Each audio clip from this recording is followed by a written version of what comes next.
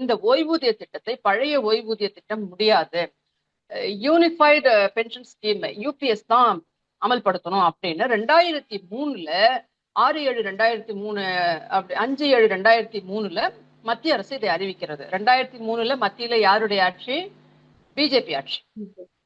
BJP திமுக கூட்டணி ஆட்சி 99 இருந்து 2004 வரைக்கும் இவங்க திமுக தான் அந்த கூட்டணியில் அங்கம் வகிக்கிறார்கள். பிஜேபி ஆட்சி இருக்கும் போதுதான் இவங்க அந்த கூட்டணியில் அங்கம் வகிச்சு இந்த pension scheme unified pension scheme தான் எல்லா மாநிலங்களும் சேரணும் அப்படின்னு அவங்க அறிவிக்கப்பட்ட போது 28 மாநிலங்களில் 22 மாநிலங்கள் இதை ஏற்றுக்கொண்டு விட்டது.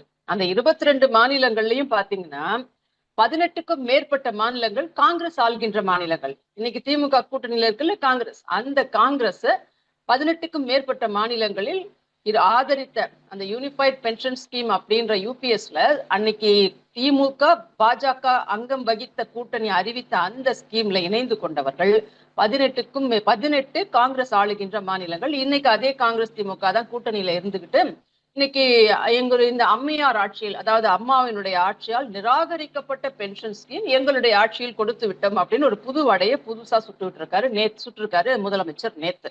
அதை காங்கிரஸ் போன்றவர்கள் ஆதரித்து, சிதம்பரம் போன்ற, இதுல வெக்கக்கேடு அதுதான், சிதம்பரம் போன்றவர்கள் கண்மூடித்தனமாக இதை ஆதரித்து முதல்வர் சரியாக செயல்படுகிறார் அப்படின்லாம் என்னென்னமோ வாய்க்கு வந்ததை சீட்டுகளுக்காக அள்ளி விட்டுருக்காங்க.